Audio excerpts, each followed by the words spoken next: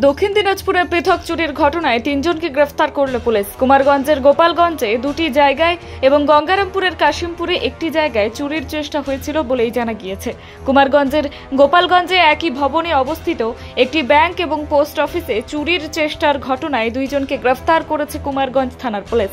ধৃতদের নাম সঞ্জীব সরকার এবং আলী আজম। দুজনেরই বয়স 18 বছর। তাদের বাড়ি কুমারগঞ্জ এলাকাতেই। শুক্রবার রাতে লালদিঘি এলাকা থেকে তাদের গ্রেফতার করা হয়। শনিবার তাদের 7 দিনের পুলিশি হেফাজতের আবেদন জানিয়ে বালুরঘাট জেলা আদালতে তোলা হয়।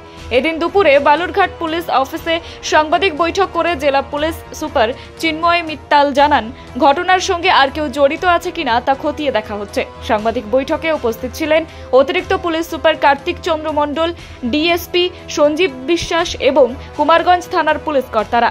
এ বিষয়ে জেলা পুলিশ সুপার চিন্ময় মিত্তাল কি বললেন শোনাবো। গত 16-17 তারিখে ইন্টারভিনিং নাইটে কুমারগঞ্জ থানা এবং গঙ্গারামপুর থানা অন্তর্গত 3টা জায়গাতে থেফটের অ্যাটেম্প্ট হয়েছিল। 3টা জায়গা ছিল গোপালগঞ্জ পোস্ট অফিস কুমারগঞ্জ থানা, ওর পাশেই পাঞ্জাব ন্যাশনাল ব্যাংক আছে ওখানে, তার সাথে সাথে কাসিম মোড়ে ইন্ডিয়া এটিএম বলে একটা জায়গা আছে, ওখানে থেফটের অ্যাটেম্প্ট হয়েছে।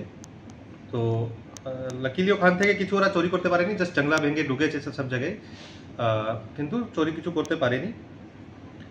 তারপরে নেক্সট দিন আমাদের খবর পেয়ে আমাদের পুলিশ টিম সঙ্গে সঙ্গে ভিজিট করে ওখানে ডিফারেন্ট লিড পেয়েছি আমরা, সিসিটিভি ফুটেজ থেকে স্টার্ট করে অনেক টেকনিক্যাল লিড পেয়েছি।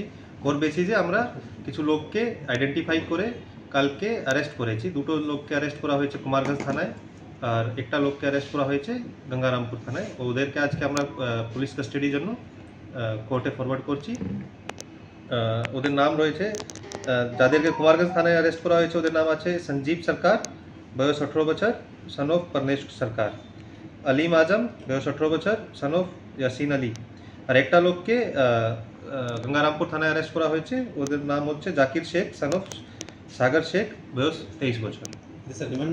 হ্যাঁ, 3জনকে রিমান্ড নেওয়া। 7 ডেজ আমরা এখন অব্দি তার কিছু নেই। ওর সেরকম চোরিও কিছু হয়েছিল না। পোস্ট ব্যাংক থেকে ওরা বলেছে একটা ওদের ট্যাব চুরি হয়েছে, তো আমরা ওটা চেষ্টা করছি এদেরকে পিসিতে নিয়ে উদ্ধার করা। বালুরঘাট থেকে রিপন ভৌমিকের প্রতিবেদন, নিউজ টুডে।